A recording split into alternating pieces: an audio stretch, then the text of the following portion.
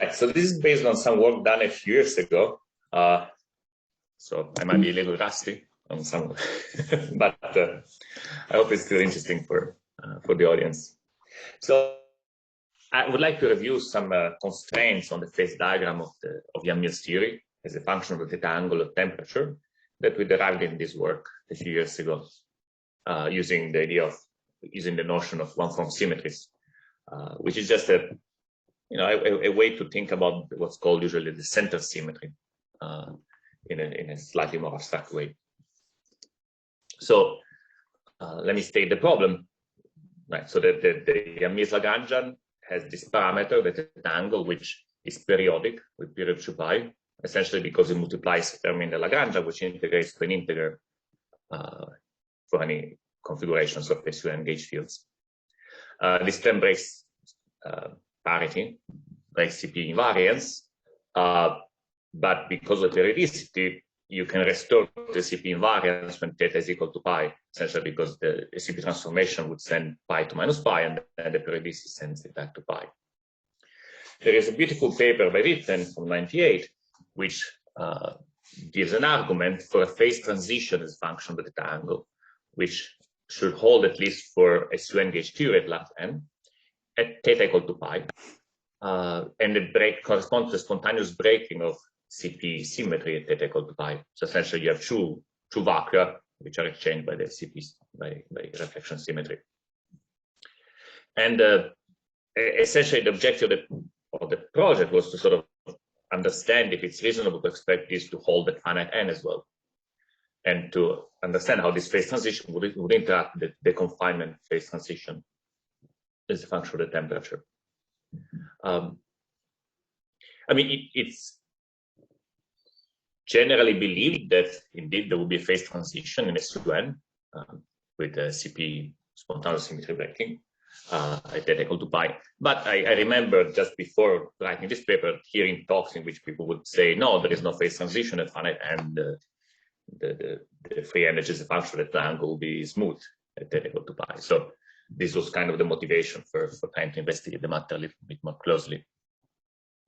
And the tool we want to employ is to essentially find a 't Hooft anomaly, which would forbid the existence of a CP symmetric confining phase at theta equal to pi. So that's the objective. And okay, in order to do so, we need to introduce the notion of 't Hooft anomalies for this sort of generalized symmetries called one-form symmetries.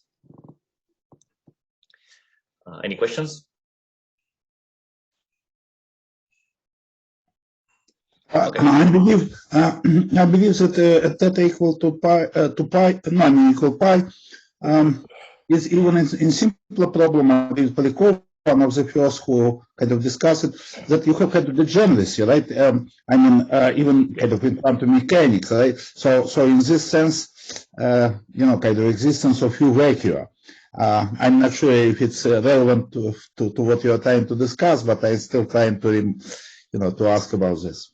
There is definitely an interesting analogy between what happens here for the theta angle of Yang-Mills theory in 4 dimensions and what will happen for some simple quantum mechanical problem where you have a theta angle. Absolutely. So there are definitely some similarities. Right. The main difference is that here you seem to have to use this notion of one-form symmetry in order to make a similar argument for the degeneracy at theta equal to pi.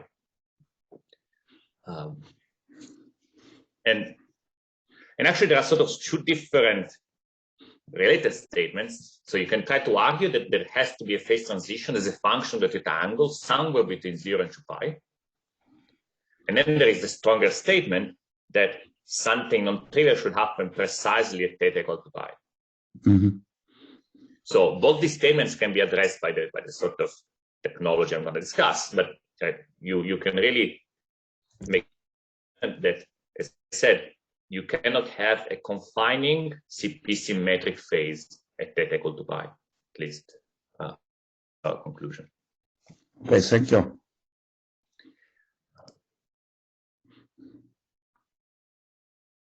just to try to explain what is the general strategy, I think it's useful to compare an SUN gauge theory with an PSUN gauge theory.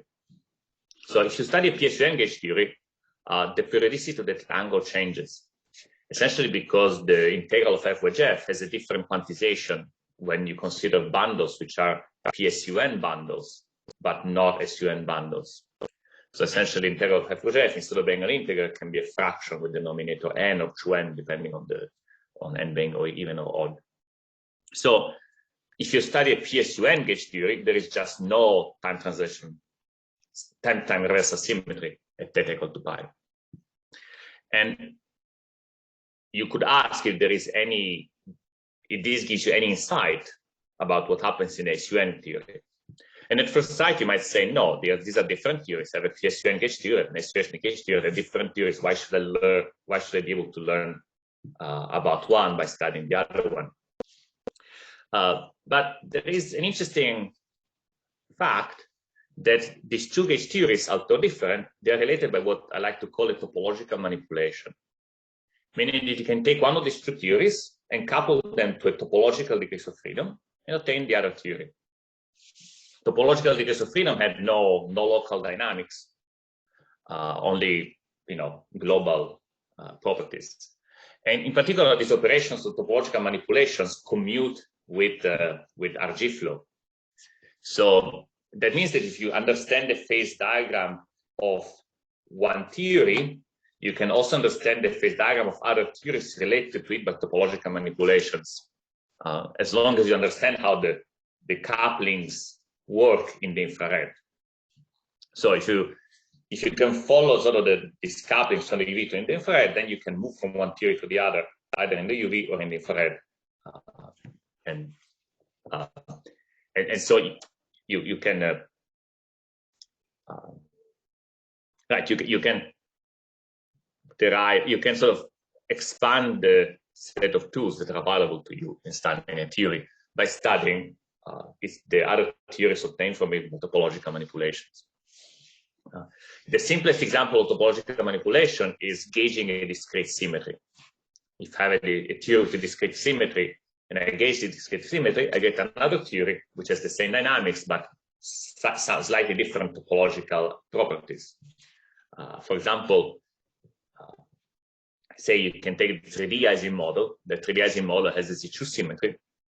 And if you gauge the Z2 symmetry, you get a different theory, which is called Z2 gauge theory. These two theories have so if one of the theories has a phase transition, for example, the other theory will also have it for the same parameters.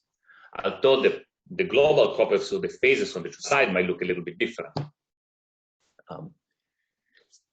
So in order to relate SUN gauge theory to PSUN gauge theory for dimensions, the topological manipulations you do is something called gauging a discrete one-form symmetry.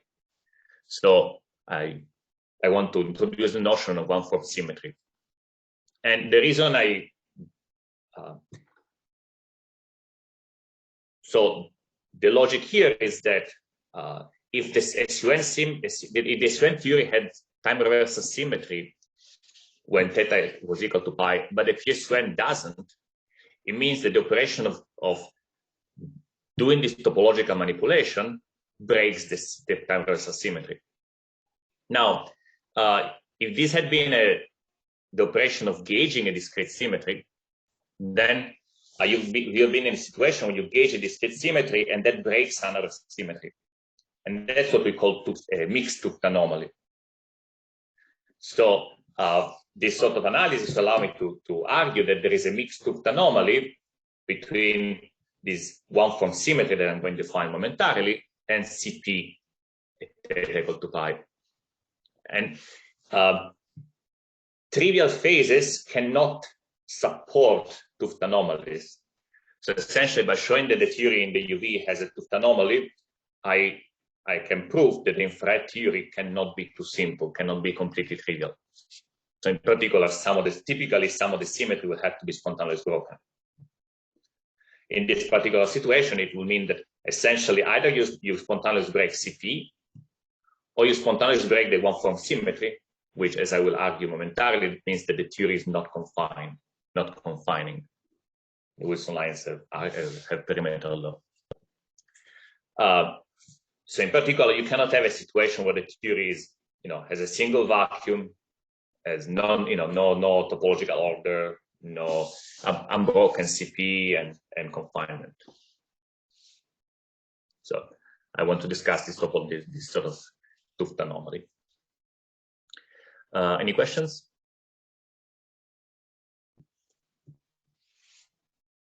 Okay. So how do I think a nice way to introduce the notion of one-form symmetry is just to go back to the lattice and ask ourselves, how would we relate a lattice gauge theory for the group SUN to a lattice gauge theory for the group PSUN? So suppose that you've been given the tools to work with SUN gauge theory, and you want to add some extra ingredients which convert it to a PSUN gauge theory. So in an SUN gauge theory, you place SUN elements on the edges of the links, on the edges of your triangulation of your lattice.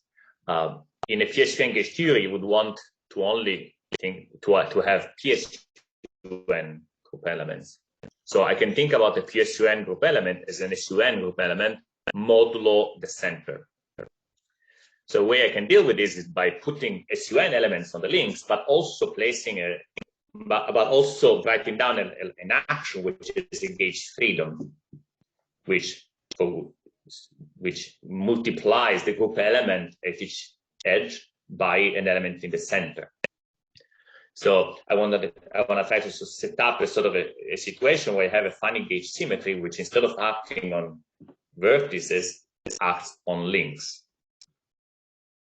Then I need to compute the holonomy somehow, an holonomy which around the face, which is compatible with this new gauge symmetry. If I take just the product of the SUN elements around the face, this will change when I do a gauge transformation by Zn. If I act by Zn with Zn on one of the edges of the plaquette. So a way to compensate for that is to take the holonomy in SUN and then multiply it by something like so the way you can deal with this is by adding an analog of gauge field for Zn, except that it lives on faces instead of living on edges. So I'll call it B. So the idea is that if you put this gauge field on faces and you say that when you act on edges by gauge transformations, the gauge field transforms accordingly, then I can take the holonomy in SUN, multiplied by around the face, multiplied by this element of Zn that attached to each face, and the whole thing will be gauge invariant under both the usual gauge symmetries and these Zn gauge transformations on edges. David, may I ask you at this point? I'm sorry. Because it implies that you're taking kind of this lattice formulation, when you represent the field like matrices in a fundamental representation. Yes. But I wonder, let's say that if it's just pure Mills, right? That I can use a joint representation from the start, where Zn is kind of trivial, right? I mean, from the very beginning. I would not be. No, I mean, I understand that it's different from what you are saying, but I wonder what is your opinion on this. Oh, you could totally do that. I'm just choosing to do things in a certain way that makes it transparent that I can obtain the PSUN gauge theory from an SUN gauge theory by adding these extra degrees of freedoms that live in Zn on the faces. And but in this way you are choosing fundamental representation in certain way. Kind of indirectly you introduce fundamental in a theory, right? In certain sense. Right. Right, so I want to sort of describe the SUN gauge theory in the language of the PSUN gauge theory in the language of the SUN gauge theory. Mm-hmm. If you're going to solve over the Zn, you're going to get your adjoint. Right. So, right. So I want to sort of describe the SUN gauge theory in the language of the PSUN gauge theory. If you're going to solve over the Zn, you're going to get your adjoint. Right. So, right. So I want to sort of describe the SUN gauge theory in the language of the PSUN gauge theory. Yes. Right. So the idea is that if I sum over, sorry.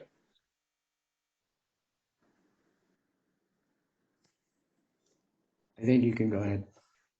So the idea is that if I sum over possible values of this two-form gauge field that I put on the face, on the facets, modulo this the PSUN gauge theory. So very concretely, if I had the SUN gauge theory partition function coupled to this B, and I sum over the V's, modulo gauge transformations, I get the partition function for PSUN. So this is the statement. So in the continuum, you could have similar statements. So if in the continuum, you would say that usually in SUN gauge theory, you integrate over bundles, over SUN bundles, right? You integrate over the SUN, you integrate over connections and the global. So in a sense, right, when you study a bundle, you have locally the fluctuations of the connection, and there is some global structure on how the bundle is glued across your manifold. Now, the local stuff is the same for SUN or PSUN. It's only how the bundle is glued globally on the manifold that perceive the difference between SUN and PSUN. And we are sort of adding this two-form gauge field B allows you to sort of change the way you're gluing things globally, while still doing the same things locally. So now, here to go to a PSUN gauge theory, I made the two-form gauge field dynamical, but I did not have to do so. So I could just study the SUN gauge theory in the presence of the ground B. So, so what I just demonstrate roughly is that it makes sense to couple the SUN gauge theory to the ground two-form valued in Zn.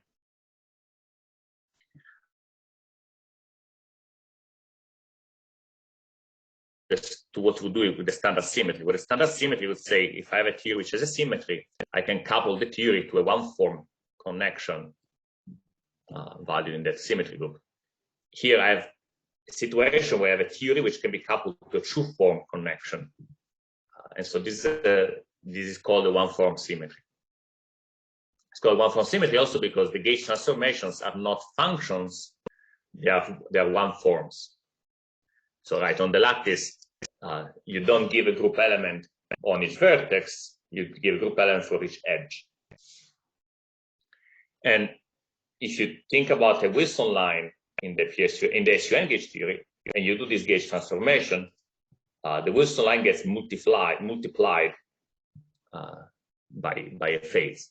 So this one-form symmetry. So standard symmetries act on local operators. There is a notion of local operator being charged under global symmetry. These one-form symmetries act on line defects. So if I have a Wilson line and I do a one-form transformation with parameter lambda, then the partition function will change by e to the integral of lambda along the Wilson line.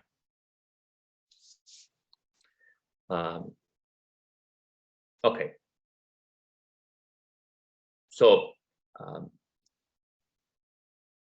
a one-form symmetry is something that allows you to couple to a two-form and allows you to define these transformations whose parameter is a one-form. Now, in this particular case, the objects which are charged under the one-form symmetries are the Wilson lines. Now, let's think about some of the consequences of standard symmetries. So one of the consequences of having a standard symmetry is that if your low energy theory does not break the symmetry spontaneously, your particles will have charge under the symmetry.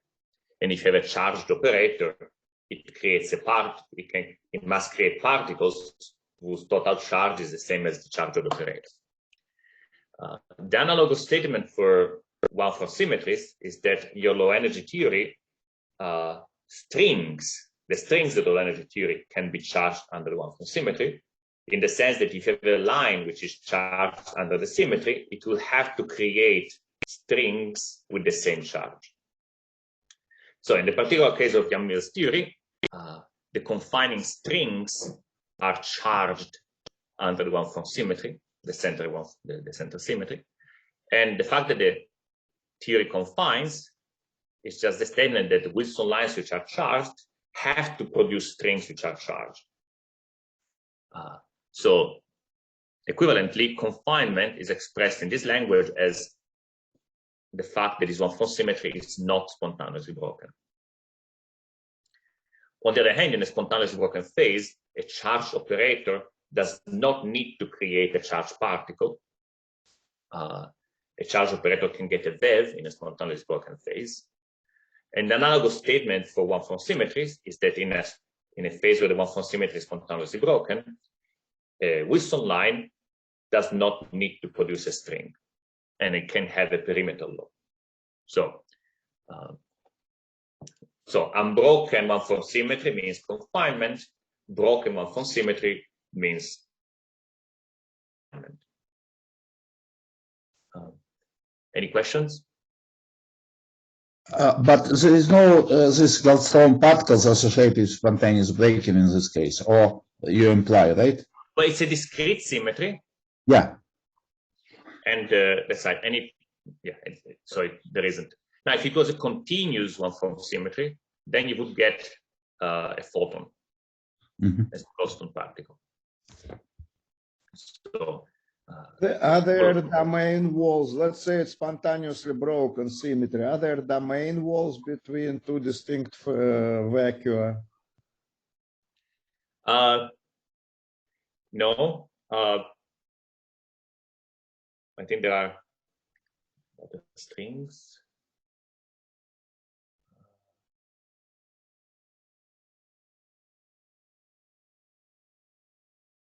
I think there might be strings, but I forget. How did it work?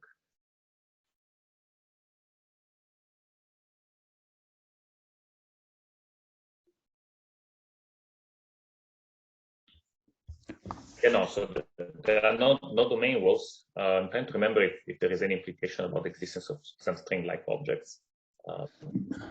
No, but I believe that what Misha is asking, it's also, existence of a few vacua associated with this one from symmetry, right? I understand. So when you have a standard symmetry and you have spontaneous symmetry breaking, indeed you expect to have domain walls, and domain wall has the property that when it flips across a local operator, the wave of the local operator sort of gets reversed. I mean, gets acted upon by the symmetry.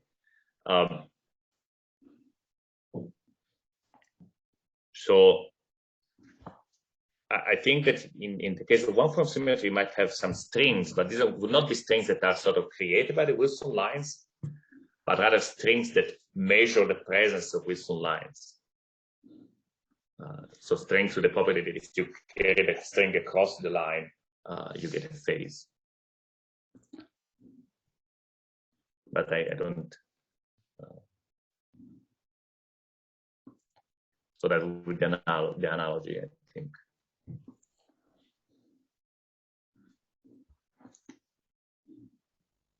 I mean, rough. Well, okay.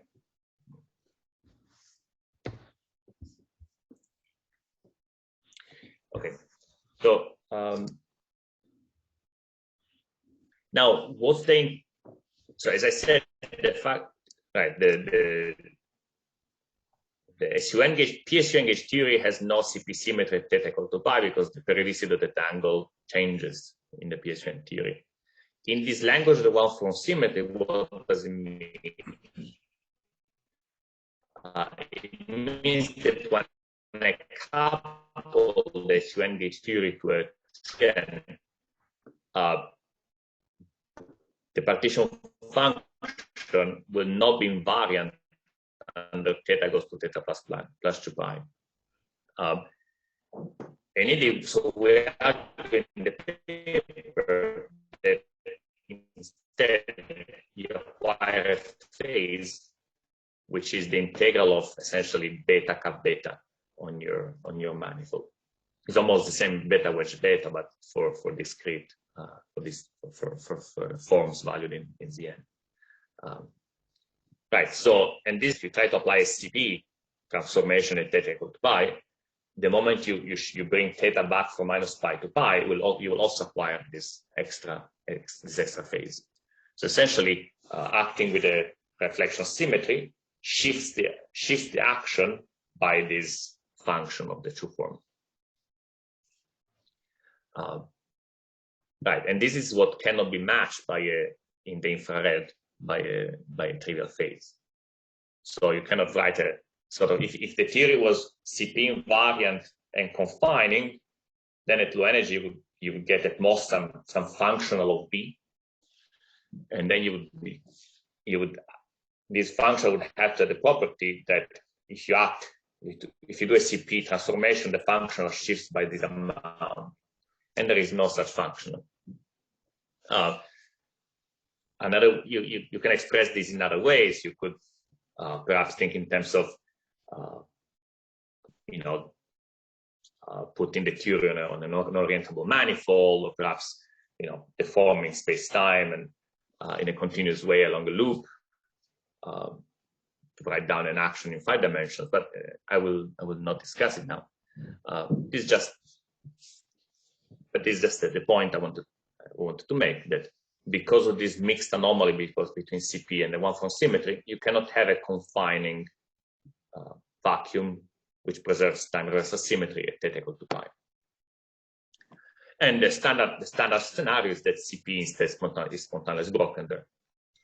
You could consider exotic alternatives, of course. For example, you could imagine that perhaps you hit some bizarre phase where the Wilson lines have perimeter law, but CP is preserved, or perhaps that you could, maybe the theory might become gapless around theta equal to pi, who knows? But it's definitely the simplest scenario, at least for is that you have CP breaking. Now, next I would like to discuss some of the constraints which we derive for theory in the finite temperature. Before I do that, I need to elaborate a little bit more on the line defects which are present in YAML. Behind with time, I only have 40 minutes, right? So perhaps I will. Yeah, you have well 25 plus 10 for questions. So, but you started a few minutes late, so maybe. Okay, I had a slide about domain walls between the two vacua at theta equal to pi. You can argue that they have to have topological order, but let me just. Can I ask you a question before? Yes. About your lattice construction, you inserted these two form fields on the face. I do not think that the theory would be locally equivalent to pure SUN theory, because the theory you have constructed would allow PSUN matter. It would allow, for example, matter in various representation of the PSUN. I think you have to have one more constraint on the phase fields. So there should be a constraint on the phase fields to be able to construct PSUN lattice gauge theory. Why? I mean, all representations of PSUN are also representations of PSUN. So no, it would allow magnetic matter. I don't know what magnetic matter is. So to say in your language, so there would be a magnetic. You're talking about the tooth operator. I was going to talk about it. No, I'm talking a lot about your B field, for example, on the faces. Yes. It would have a flux through the cube, and if you allow that, you have to constrain that to be no, zero. No, sorry, you're right. I did not say this. I should have. You're perfectly correct. B has to be a flat truth form. Exactly. Yes, and yes. this is this is B has to be flat. This is the condition. Now it's right, and this is also the difference from the formulation that Arkady suggested, constructing a joint representation. That thing doesn't impose this B flatness condition. Because of that, they are not locally equivalent formulations. No, right. If you don't impose flatness, then you have actual local degrees of freedom. You're definitely changing the theory a lot. Yeah, it's like the difference between Zichugech theory and topological Zichugech theory. So no, you're right. I should have. Yeah, if you want to make it dynamic, when I said making B dynamical, you need a B sort of a BF action of some sort. I mean, you need to do it. Exactly. Thank you. Yes. Your lattice theory has also monopoles, right? Right. Okay. It's a question. Your lattice theory has monopoles as well, right? If you take let's say it's a Z2. If you take the Pauli matrices along the faces of a cube, it's a gauge invariant operator, which is like a magnetic monopole. Okay. Okay, so that's the difference between the usual thing, but you have also monopoles here. I'm not sure I want to do anything different from the usual thing. I just want to rewrite PSUN gauge theory as an SUN gauge theory coupled to these two forms.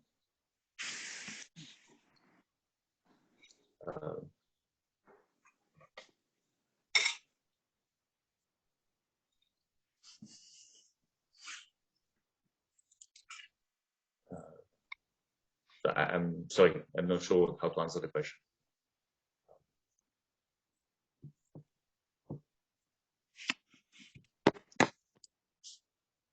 Okay, sorry. Right, so in the continuum, the four-dimensional Yamil's theory has various types of lines. There are the Wilson lines, which are just the holonomy of the connection, and which have area law, unless they're a representation which is interact trivially. And there are also Tuft lines, which are defined by removing the location of the line and imposing the presence of some abelian flux on the two sphere surrounding the line. These Tuft lines are labeled by a co-weight, essentially by an embedding, by a choice on which abelian flux to put. Which essentially in practice means that the PSUN theory has more Tuft lines than the SUN theory, although it has less Wilson lines. And I think that the general expectation is that these are confined, that in a confined phase, these are perimeter law. And then there are dionic lines, which are sort of a mixture of Tuft lines and Wilson lines, where you both put the Tuft flux, but you also turn on an holonomy for the subgroup which commutes with the flux. And these dionic lines are labeled by an electric charge and a magnetic charge modulo the action of the wild group. So there's a general statement that the dionic lines are labeled by a weight and a co-weight modulo the action of the wild group acting on both. Lines might have perimeter law or area law, depending again on how the center acts on the electric charge. Now, there is a subtlety in this discussion that the electric charge of the dionic line has an improper quantization when you turn on at an angle. It's called the Witten effect. So in practice, what it means is that if you look at a specific dionic line and you shift theta to theta plus 2 pi, the electric charge of the dionic line is shifted by the magnetic charge. This actually gives you another explanation for why PSUN, the PSUN theory is not invariant under theta goes to theta plus 2 pi. because in the PSUN theory, you have a monopole of charge 1, if you want, but the electric charges want to be multiple of n. So if I was to shift theta to theta plus 2 pi, my 't operator with charge 1, 0 would go to a dion with charge 1, 1. It doesn't exist in theory. The reason I'm introducing all of these lines is because they all give rise to interesting order parameters when I study the theory compactified on a circle, which means when I study the theory at finite temperature. Now, usually, so in the four-dimensional theory, as I was saying, you can either have an SUN theory where you have a lot of Wilson lines and much fewer Tooth lines, or vice versa. But when you study the theory compactified on a circle, you get extra possibilities. There are sort of new topological manipulations which give you theories which make sense in 3D but not in 4D. So in particular, there is a nice trick, which is to look at the modification of the theory, which allows for Wilson lines and Tooth lines of minimal charge wrapped along the thermal circle at the price of only allowing center trivial lines, so that lines of charge multiple of n wrapping space. So you get a 3D theory which has a lot of local order parameters which come from line wrapping the circle, the internal circle, but has much fewer lines in 3D. So we sort of focus on this peculiar version of the gauge theory in 3 dimensions because it has a lot of order parameters, and then you can get statements about the usual gauge theories by taking the phase diagram, sort of applying the topological manipulation again. I mean, to go backwards, say an SUN theory on a circle, or a PSUN theory on a circle.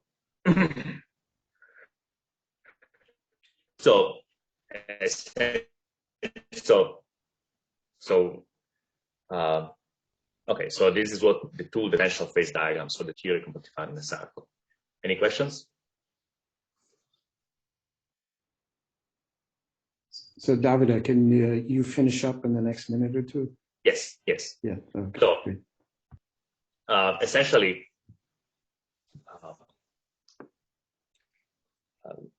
a way to think about this is that when you have the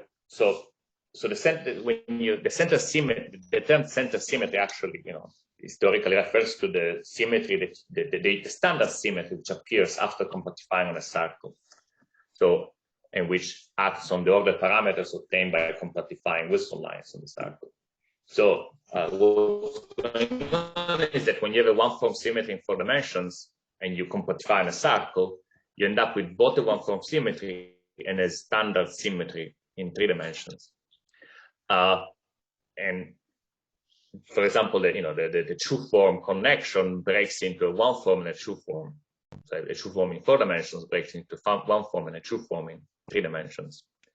This sort of B cap B term that was expressing the anomalies in 4 dimensions become an A cap B in 3 dimensions. And this trick that I was mentioning corresponds to gauging the 3-dimensional one-form symmetry without touching the 4-dimensional, And you can argue that the resulting theory has a lot of symmetries. There are discrete symmetries that act, say, on the order parameter corresponding to Wilson line, but also on the order parameter corresponding to Tooth line. And this mixed, and there is also the discrete symmetry that corresponds to flipping to reflecting the internal circle. And you can argue that this mixed anomaly that we have been discussing becomes the statement that all these discrete symmetries combine into a non-abelian symmetry group instead of the naive product of the ends or the choose. For example, for SU2 gauge theory, you can argue that this funny dimensional gauge theory has a D8 global symmetry. This D5 Tooth line on a compactified dion, or the exchange dion in the Tooth line. And we argue that this D8 is actually not anomalous. So you could, in principle, have phases where this D8 is preserved. So we have this sort of phase diagram that we need to understand. At low temperature, in the standard confining phase, the Tooth operator, that here we denote as T, compactified on a circle, has a valve because the line has perimeter law in 4 dimensions, while the dion doesn't have a valve because it's confined. And so you have this picture where you have one of the 2 order parameters gets a valve and the other doesn't. As you go across the phase transition at theta equal to pi, the dion gets a valve and the Tooth operator doesn't. So you have shoe vacua with different order parameters. At the phase transition at theta equal to pi, you both have a vacuum where the Tooth operator gets a valve, or a vacuum where the dion operator gets a valve, exchanged by the reflection symmetry. In the unconfined phase at high temperature, all the lines have perimeter law, and so once you compactify on a circle, sorry, I'm saying it wrong. In the unconfined phase at high temperature, all the lines, all the order parameters can get a valve, both the compactified Tooth line and the compactified dion line. And so what you need to figure out is how to fill in the gap in here. So how do you provide, how to describe a full phase diagram, or what are the possible shapes of the phase diagram which are compatible with this, with the regions that we think we know. So in particular, we like to figure out the possible scenarios for how the phase transition at theta equal to pi meet the confinement phase transition. And we drew some, we drew a variety of possible phase diagrams and discussed their features. If the line, if the phase transition line at theta equal to pi continue beyond the confined phase transition, you can get a situation like this where you have 8 vacua that break the 8 completely. If it stops before, you need to have a bizarre region which has unbroken the 8, where all the other parameters get no valve. So it's a very strange phase, which, but in principle possible because there is no Tooth anomaly preventing it. And another alternative is that you just have some, some phase transitions away from theta equal to pi and a non-trivial deconfined phase that extends all the way to 0 temperature. Anyways, these are just examples of phase diagrams which are potentially compatible with the Tooth anomalies we've been analyzing. Okay, I think I can stop here. Let's thank Davide. Okay, in light of the time, we probably can just have like one quick question if anybody has one. Raise your hand if you want to go to the top of the line, or just shout out. Okay, if no one else has one, let me ask you, so suppose we take the large N limit. So is there some notion that this can become a continuous symmetry and there can be Goldstone bosons from that? From that? Right.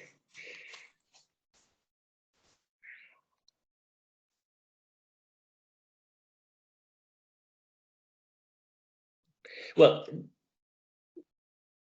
we don't have, even when N is finite, we don't know phases where the one from symmetry is spontaneously broken. This would be unconfining phases. Okay. I might be able to answer the question. Mm-hmm. So imagine, certainly in Yang-Mills theory at high temperature, center symmetry is broken, right? So you could ask at large N, is there a Goldstone boson at high temperature? The answer is no, because the domain wall tensions, the center domain wall tensions that connect different center breaking vacua scale like N. This was something understood in the early 90s.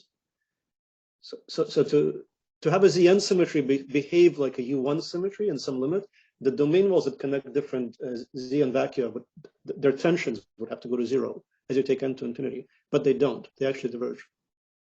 So Zn does not act like U1 at large n, at least in Yang-Mills theory. All right. Okay, thanks for the answer. Just excuse me, the quick question. Is this statement true even if n is finite? Which statement? Of Sherman's statement. In Yang, which of my statements are you asking about, Misha? Just the last one, that the tension of the domain walls are always infinite. Domain walls between the sectors. Yeah, they diverge with n. So if n is finite, then the tensions are finite. Finite. Okay, thank you. But if you take large, yeah, my question was addressing just what happens at large n. Okay. Yeah, my comment was addressing that. Thank you. Mhm. Okay, let's thank Davide again.